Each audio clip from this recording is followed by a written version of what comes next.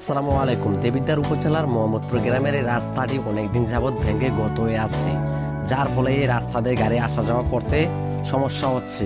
এমনকি রাতের আধারে মানুষ চলাফেরা করতে পারতেছে না। তাই আজকে আমরা কয়েকজনে মিলে রাস্তাটি মেরামত করার কাজে লেগে পড়লাম। রাস্তাটি মেরামত করার জন্য প্রথমে রাস্তার গর্ত থেকে ইটগুলা উপরে তুলে ফেললাম। তারপরে রাস্তাটিকে আমরা মাটি দিয়ে পরিপূর্ণ করে দেব, যাতে এই রাস্তা দিয়ে গাড়ি চলাচল করতে পারে, এমনকি রাতের অন্ধকার সহ মানুষ যাতায়াত করতে পারে। ভিডিও দেখে আপনার কাছে যদি ভালো লাগে অবশ্যই ভালো কমেন্ট করে আমাদেরকে উৎসাহিত করবেন। এমনকি এই ভিডিওটি মানুষের কাছে শেয়ার করে এবং অন্যদেরকে উৎসাহিত করবেন। ছাত্র এবং যুবকরাই দেশ ও জাতির ভবিষ্যৎ কর্ণধার, দেশের উন্নতি ও জাতির আশা পূরণের আশ্রয়স্থল। তাই দেশ ও জাতির প্রতি গভীর মমত্ববোধ ছাত্র জীবন এবং যুবক জীবনে জাগিয়ে তুলতে হবে। তাই আমরা আজকে রাস্তাটি মেরামতের কাজে নেমে পড়েছি। আমরা যুবকরাই পারি দেশকে এবং দেশের জাতিকে ভালো রাখতে। নিজের দেশকে এবং দেশের জাতিকে ভালো রাখতে হলে অবশ্যই দেশকে ভালোবাসতে হবে। দেশকে ভালোবাসাই মানে স্বদেশ প্রেম। আর স্বদেশ প্রেম অর্থ হচ্ছে নিজের দেশের প্রতি, জাতির প্রতি, ভাষার প্রতি গভীর আকর্ষণ অনুভব করা, দেশের প্রতি প্রবল অনুরাগ, নিবিড় ভালোবাসা এবং যথার্থ আনুগত্যকে দেশপ্রেম বলে। তাই আমরা দেশকে ভালোবাসবো এবং দেশের জন্য কাজ করব।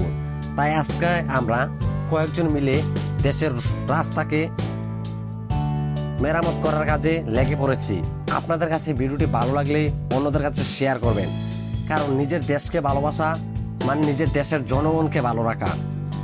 রাস্তার গর্তটি মেরামত করার জন্য আমরা দুটি বস্তার মধ্যে মাটি দিয়ে পরিপূর্ণ করতেছি। তারপরে এই বস্তাগুলো রাস্তার গর্তের মধ্য দিয়ে গর্তটিকে ভরাট করে ফেলব।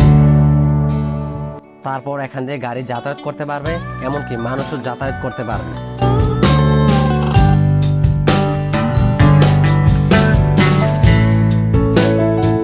এই রাস্তার গর্তটি ভরাট করার জন্য আমরা বাড়ির আঙ্গিনা থেকেই মাটি কাটতে লাগলাম, কারণ এখন বৃষ্টির পানিতে সবকিছুই পরিপূর্ণ হয়ে আছে। তাই আমরা বাড়ির আঙ্গিনা থেকেই মাটি কেটে বস্তাটি পরিপূর্ণ করতেছি।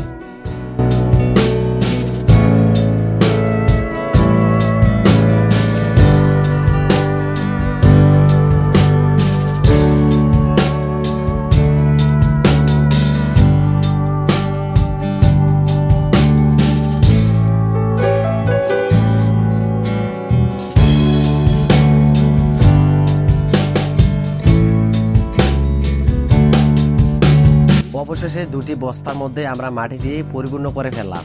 এখন আমরা বস্তাটি রাস্তার গর্তের ধারে নিয়ে যাচ্ছি। দেন এখানে বস্তাটি হেরে আমরা পরবর্তী ওই বস্তাটি নিয়ে যাওয়ার জন্য এসে পড়েছি।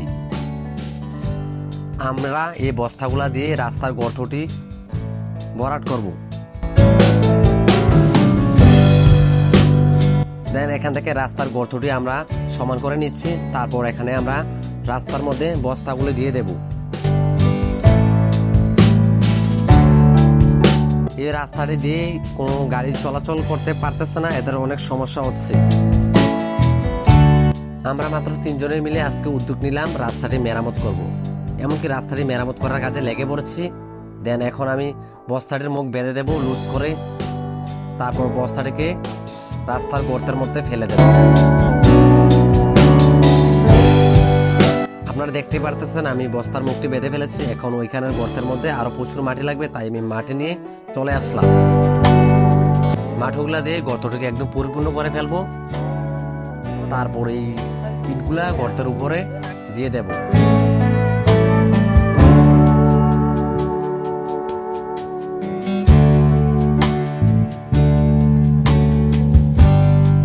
গর্তের মধ্যে মাটি ফালানোর পর মাটিগুলো আমরা গর্তের বিভিন্ন আনাচে কানাচে দিয়ে দিলাম, যাতে কোনো জায়গায় ফাঁপা না থাকে, যাতে বৃষ্টির পানি প্রবেশ করতে না পারে।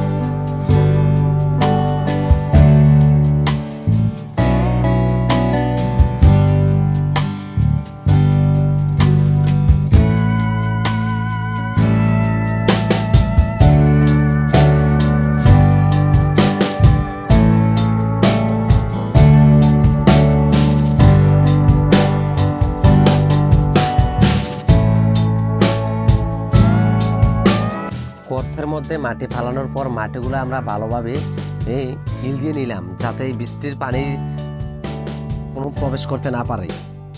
দেন আপনারা দেখতে পারতেছেন মাটিগুলোকে আমরা ভালো করে চাপ দিতেছি নিচের দিকে। দেন এখন আমরা এই গর্তের মধ্যে বস্তাগুলা দিয়ে দেব।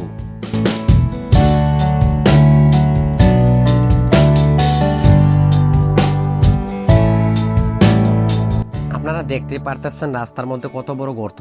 এরকম গর্ত থাকলে অবশ্যই গাড়ি চলাচল করতে সমস্যা হতে পারে, এমনকি মানুষ চলাচল করতেও সমস্যা হতে পারে। তাই আমরা রাস্তাটিকে মেরামতের কাজে নেমে পড়েছি। আপনারা দেখতেছেন এখন আমরা বস্তাগুলাকে গর্তের মধ্যে ফেলে দিচ্ছি।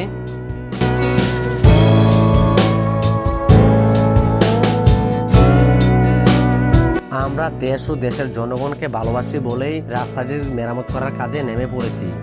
দেশপ্রেমের মূল কথা হচ্ছে জনগণের কল্যাণে ব্যক্তিগত স্বার্থকে ত্যাগ করা।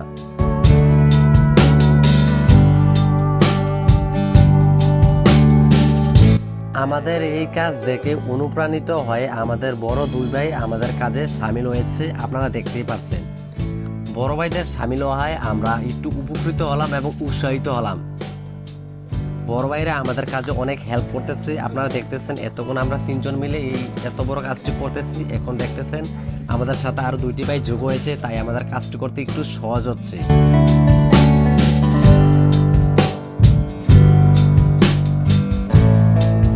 আমরা সকলে মিলে কাজ করতে করতে রাস্তার গর্তটি পরিপূর্ণ করে ফেললাম।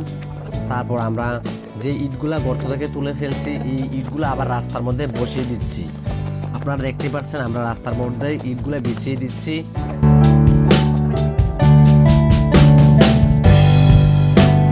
ইটগুলো বসিয়ে দেওয়ার পর আমরা ইটগুলার উপর একটু বড় আইলের মতো করে মাটি দিয়ে বেঁধে দেব, কারণ বৃষ্টির পানি হওয়ার পর এই মাটিগুলা নিচে চাপ পড়তে পারে, যার ফলে এই জায়গাটা আবার গর্ত হয়ে যেতে পারে।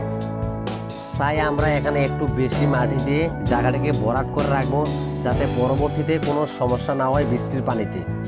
আপনারা দেখতে পাচ্ছেন আমরা এখানে রাস্তার চাইতেও প্রচুর পরিমাণ মাটি দিয়ে ওচা করে রাখছি। এখান থেকে সিঁড়ি যাওয়ার পর আমরা দেখতে পেলাম এখানে আবার জায়গাটি গর্ত হয়ে যাচ্ছে। তাই আমরা এই জায়গাটির উপর আরো প্রচুর পরিমাণে মাটি দিয়ে জায়গাটিকে আরেকটু উঁচু করে দেব। আপনারা দেখতেছেন আমরা চারজনে মিলে মাটি নিয়ে যাচ্ছি।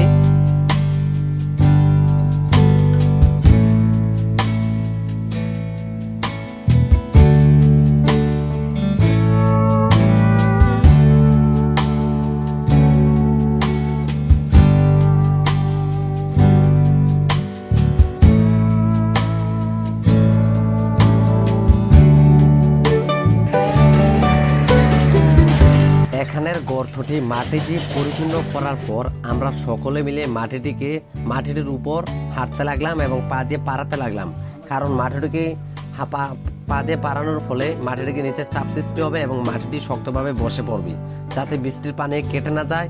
তাই আমরা সকলে মিলে এই পা দিয়ে পাড়িয়ে মাটিটিকে বসিয়ে দিলাম। দেন আপনারা দেখতেই পাচ্ছেন অবশেষে আমাদের কাজটি কতটুকু সফল হয়েছে। রাস্তার গর্তটিকে আমরা পরিপূর্ণ ভরাট করে দিয়েছি, এখন গাড়ি চলাচল করতে পারবে।